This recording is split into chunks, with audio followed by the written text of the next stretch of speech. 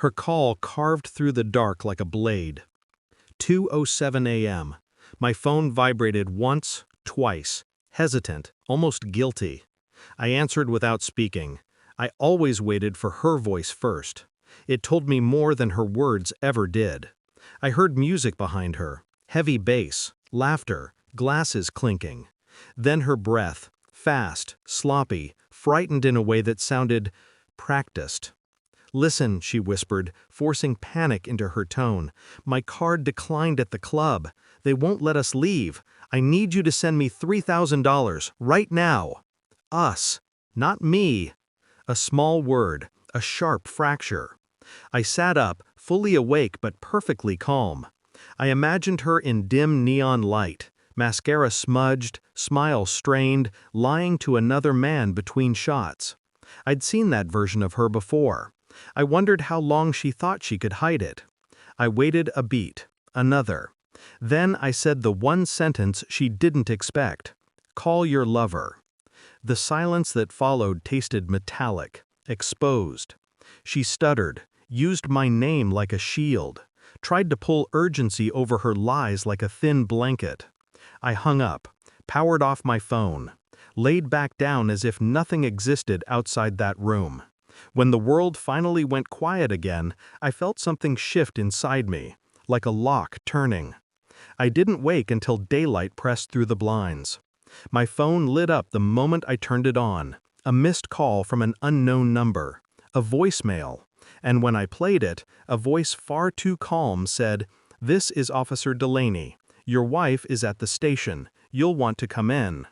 The drive was silent. No music, no thoughts I was willing to acknowledge, just a detached, steady hum inside my skull.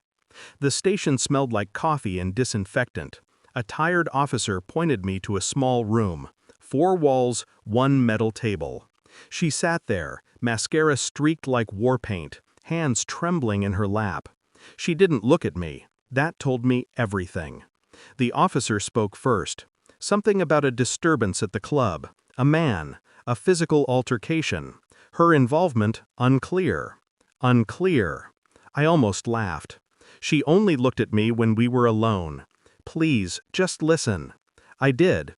Listening was easy, believing wasn't. She told me half a story, framed, edited, softened around the edges. She kept saying the man wasn't who I thought.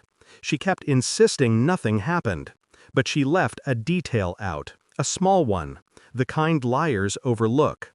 She mentioned his name, too quickly, too confidently. And I realized I'd heard it before, months ago, when she let her phone face up on the bed, forgetting I was behind her. A name saved without emojis or initials, the kind you don't label because you think no one will see. That night, the first hairline crack appeared. The next days only widened it. I didn't confront her. Confrontation gives power to the guilty. Instead, I became quiet, observant, precise. She mistook it for forgiveness. Good.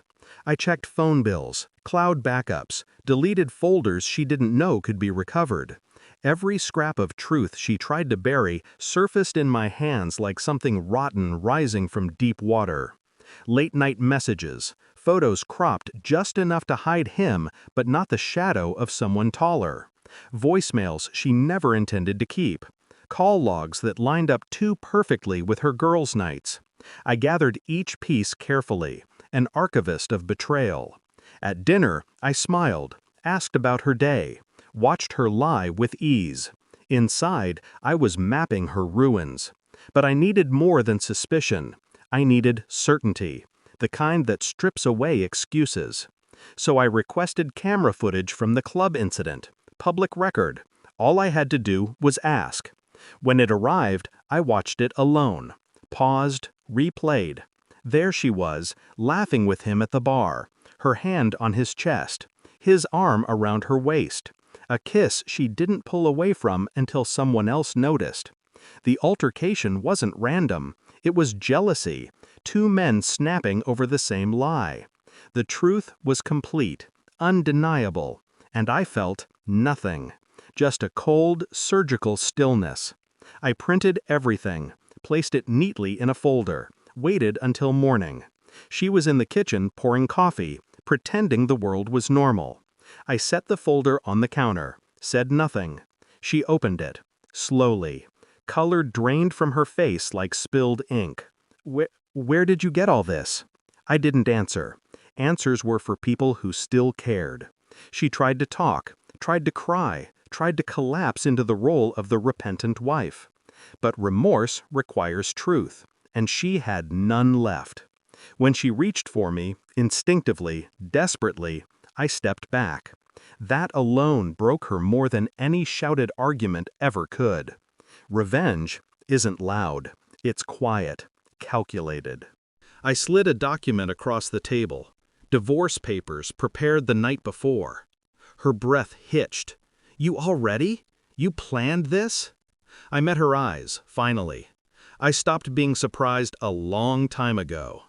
She begged, not for love, for comfort, for the life she built on my blindness. But I wasn't blind anymore. I let her speak until her words emptied out. Then I delivered the final cut with a calmness that chilled even me. Call him. Maybe he can save you this time. The same sentence I'd used at 2 a.m. Only now she understood its meaning. She broke. Completely. A collapse of lies and illusions. I walked away before the pieces hit the floor. People think betrayal feels like fire. It doesn't. It feels like ice. Slow, creeping, numbing. I didn't rage. I didn't mourn. I simply stepped out of the life she contaminated. The truth didn't set me free. It stripped me bare. Exposed what I already knew but never wanted to name. Some endings aren't explosive. Some are quiet enough to hear yourself breathing again. As I closed the door behind me, leaving her sobbing on the kitchen floor, a single thought settled with absolute clarity. She lost me long before I ever walked away.